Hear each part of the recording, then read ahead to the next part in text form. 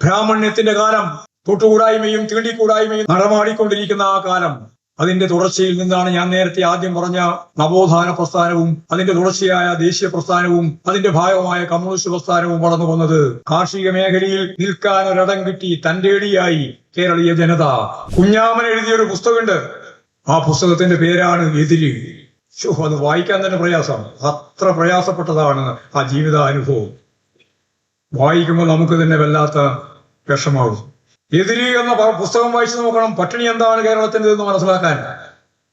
1961 ഏറ്റവും കൂടുതൽ പട്ടിണി കിടക്കുന്ന മനുഷ്യന്മാരുള്ള ഇന്ത്യൻ സംസ്ഥാനം കേരളമായിരുന്നു എന്ന് 1961 സെൻസസിന്റെ ഭാഗമായി 81% രേഖപ്പെടുത്തിയ ആ രേഖപ്പെടുത്തൽ നടന്ന കാലത്തെ പറ്റിയാണ് ഞാൻ പറയുന്നത്. അന്ന് കുഞ്ഞാമൻ പഠിച്ചുകൊണ്ടിരിക്കുകയാണ്. കുഞ്ഞാമന്റെ ആത്മജീവിതം പോലെയാണ് ആ പുസ്തകം എഴുതിയത്, എതിര്. എന്നിട്ട് അദ്ദേഹം പറയാണ്, എനിക്ക് എല്ലാ സന്ദർഭത്തിലും സ്വർണ്ണ മെഡൽ കിട്ടും, പരീക്ഷ എല്ലാം പാസ്സാവും, സ്വർണ്ണ മെഡൽ കിട്ടും. പക്ഷെ ആ സ്വർണ്ണ മെഡൽ ഞാൻ വീട്ടിൽ കൊണ്ടുപോയിട്ട് എവിടെയും വെക്കാനില്ല. ആ സ്വർണ്ണ മെഡൽ കിട്ടിയ അന്ന് തന്നെ ഞാനിത് വിൽക്കും. വിറ്റ് കിട്ടുന്ന പണം കൊണ്ട് ഞാൻ എൻ്റെ കുടുംബം പട്ടിണിയില്ലാതെ കുറച്ചു ദിവസം ജീവിക്കും. എന്നിട്ട് താൻ ഓർത്ത് പറയാണ്, തൻ്റെ കുട്ടിക്കാല ജീവിതത്തിൽ വിശന്ന് വിഷമിച്ച് ഒരു വീട്ടിൽ നിന്ന് ഭക്ഷണത്തിന്റെ ഭാഗമായിട്ട് ആ സമയത്ത് കോരിപ്പോയപ്പോ അവരൊരു കുഴി കുഴിച്ച് ആ കുഴിയിൽ ഒരു ഇല വെച്ച് ആ ഇലയുടെ മേലെ കഞ്ഞിവെള്ളം ഇങ്ങനെ കൊടുക്കുക. എന്നിട്ട് പറയാ, ഞാൻ കഞ്ഞി കുടിക്കാൻ തുടങ്ങി.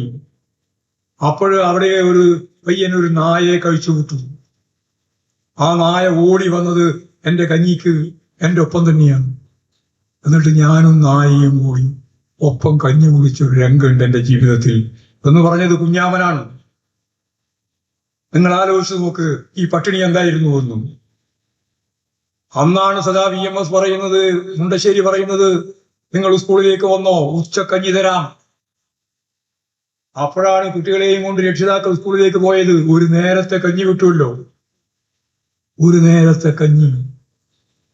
അതായിരുന്നു ഈ കേരളം ഭൂതകാലം. അതായിരുന്നു നമ്മുടെ ജീവിതത്തിന്റെ അവസ്ഥ. അതിന്റെ മറുഭാഗമായിരുന്നു ആശയതലത്തിലുള്ള വിവേകാനന്ദന്റെ കേരളത്തെ പറ്റിയുള്ള പ്രസംഗം. ഇതൊരു ഭ്രാന്താലയമാണെന്നും തന്നെ പോലും ക്ഷേത്രത്തിലേക്ക് പ്രവേശിപ്പിക്കാൻ തയ്യാറില്ലാതിരുന്ന ബ്രാഹ്മണ മേധാവിത്വത്തിനെതിരായി അദ്ദേഹം പറഞ്ഞു വെച്ച വാചകമാണ്, ഇതൊരു ഭ്രാന്താലയമാണ്. അതിന്റെ ഉപരിഘടന ബ്രാഹ്മണ്യത്തിന്റെ കാലം, തൊട്ടുകൂടായ്മയും തീണ്ടിക്കൂടായ്മയും നടമാടിക്കൊണ്ടിരിക്കുന്ന ആ കാലം, അതിന്റെ തുടർച്ചയിൽ നിന്നാണ് ഞാൻ നേരത്തെ ആദ്യം പറഞ്ഞ നവോത്ഥാന പ്രസ്ഥാനവും അതിന്റെ തുടർച്ചയായ ദേശീയ പ്രസ്ഥാനവും അതിന്റെ ഭാഗമായ കമ്മ്യൂണിസ്റ്റ് പ്രസ്ഥാനവും വളർന്നു വന്നത്. ഭ്രാന്താലയത്തെ നമുക്ക് മനുഷ്യാലയമാക്കി മാറ്റാനായി. അങ്ങനെ മാറ്റുമ്പോൾ അടിസ്ഥാനപരമായ മാറ്റം വന്നു. കാർഷിക മേഖലയിൽ നിൽക്കാൻ ഒരിടം കിട്ടി തന്റേടിയായി കേരളീയ ജനത. 1957 ഏപ്രിൽ 11 അന്നാണ് ആ ഓർഡിനൻസ്. അതിന്റെ ഭാഗമായിട്ട് തന്നെയാണ് വിദ്യാഭ്യാസ മേഖലയിൽ ഇടപെടൽ. അന്ന് പഠിക്കാൻ വന്ന പാവപ്പെട്ട മനുഷ്യന്റെ മക്കൾ അവർ വളർന്നു, അവന്റെ മക്കളായി. അവന്റെ രണ്ടാമത്തെ തലമുറ, അവൻ, അതിന്റെ തുടർച്ച, അതിന്റെ അപ്പുറം മൂന്നാമത്തെ തലമുറയാണ് ഇന്ന് കേരളത്തിലുള്ളത്. അഭ്യസ്തവിദ്യരാണ് എല്ലാ വീട്ടിലും.